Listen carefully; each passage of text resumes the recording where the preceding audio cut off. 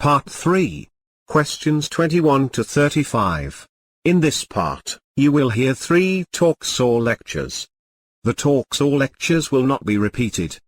There are 5 questions for each talk or lecture. For each question, choose the right answer. A, B, C, or D. Questions 21 to 25. Listen to part of a lecture in a psychology class. First, take some time to look at questions 21 to 25.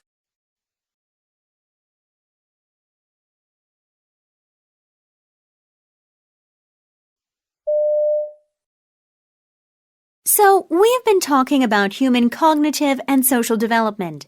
Now, I'd like to move along to discuss Abraham Maslow's hierarchy of needs, a very influential theory that has been widely applied both inside and outside the field of psychology in education, social work, and even criminal justice. Now, Maslow began his career studying the behavior of monkeys, and one of the most interesting things he noticed was that some of the monkeys' needs took precedence over others. Some needs appeared to be more important. For example, if the monkeys were both hungry and thirsty, they would seek water before food. See, you can only live for a few days without water, but food is still important. You still have to eat, but the need for water is stronger.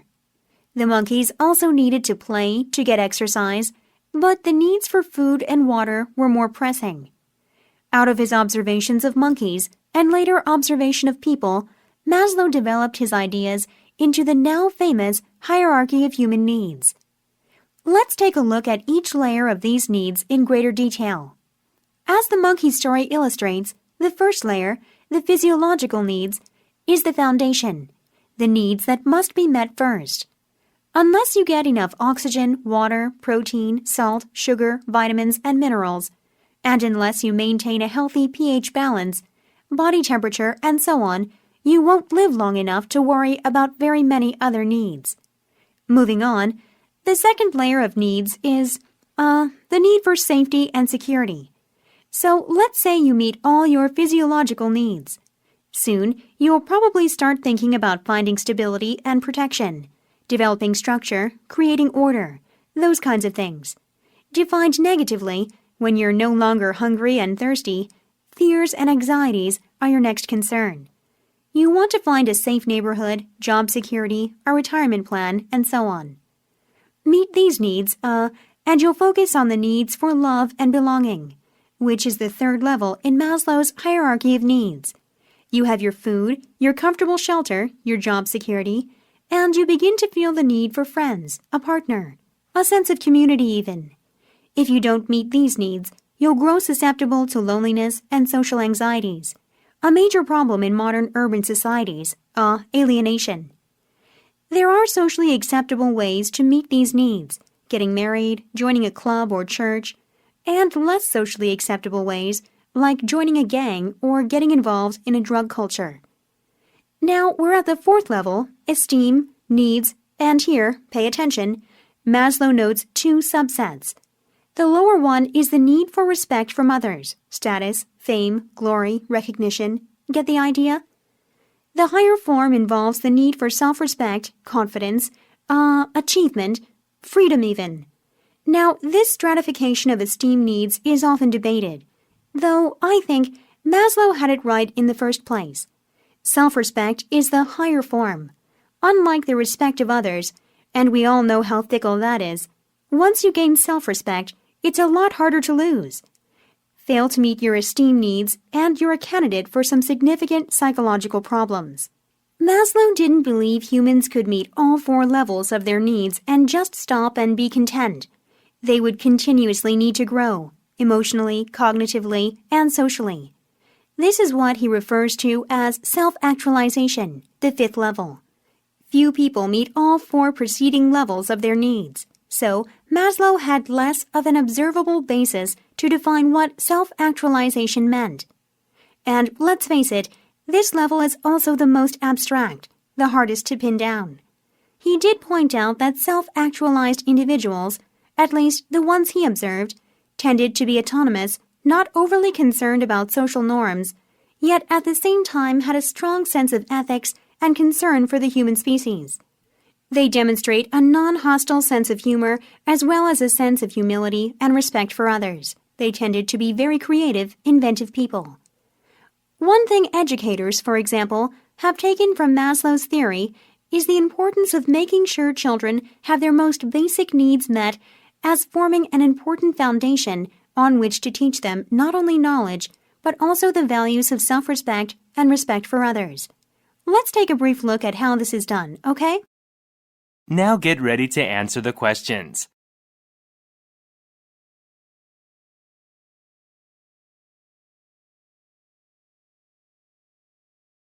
Questions 26 to 30. Listen to part of a lecture in a history class. First, take some time to look at questions 26 to 30.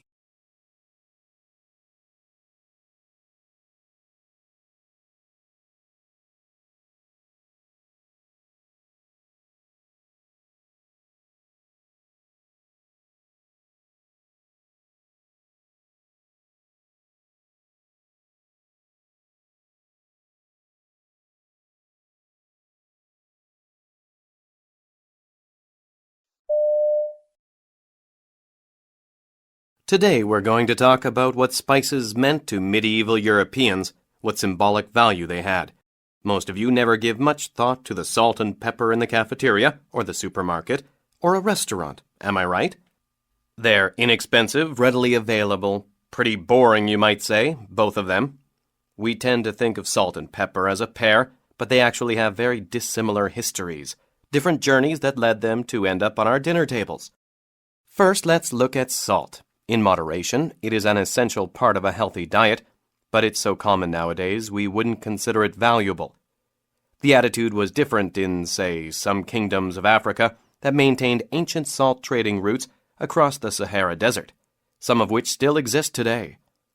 Of course, people need some in their diet, but it was valuable mostly because it was one of the few substances known to keep foods from spoiling quickly. Our word salary comes from the Roman practice of paying soldiers partly in salt rather than entirely in money. But, back to my point, trying to lay out some symbolism for you here. While medieval Europeans would have considered salt a very necessary substance, they also considered it very mundane, nothing special, sort of like how we see it today.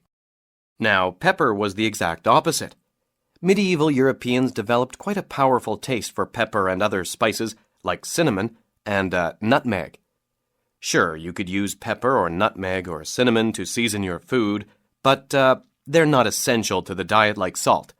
Some people believe that these spices were important for preserving food or even flavoring food that was no longer fresh. Well, that's not such a good explanation for the popularity of these spices, as medieval Europeans already had salt and plenty of native herbs to flavor or preserve food.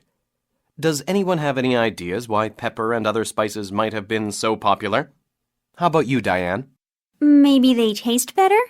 Sort of. You're headed in the right direction. I mean, they were more desirable and taste may have been one factor, but something that's strange or different or exotic might be more interesting, right? And so, it was with pepper and other such spices like cinnamon, ginger, cardamom. Sorry, Professor, but how exactly could pepper be exotic? Good question. See, they didn't call this time period the Dark Ages for nothing. Travel and commerce across long distances were dangerous and rare. Your average European was generally not in contact with anyone outside his or her local world, say within a 10-mile radius or so, except through the church.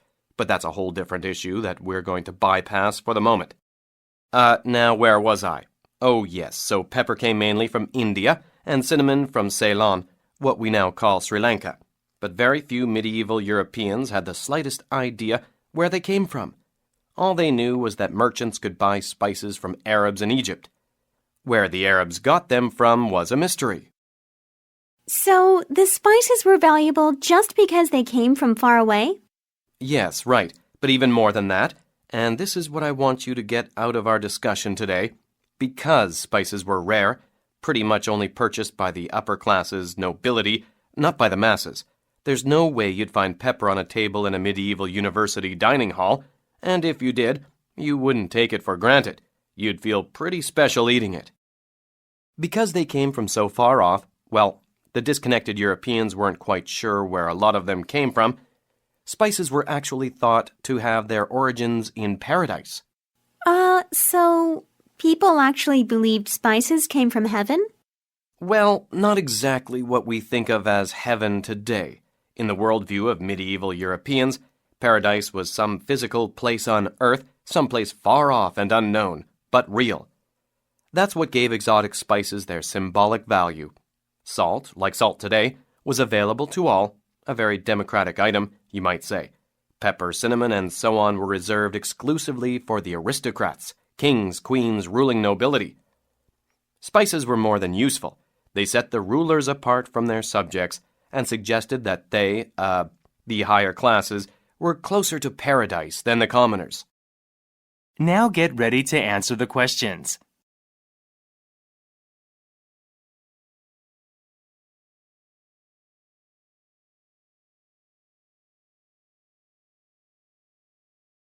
Questions 31 to 35. Listen to part of a conversation between a student and her professor. First, take some time to look at questions 31 to 35.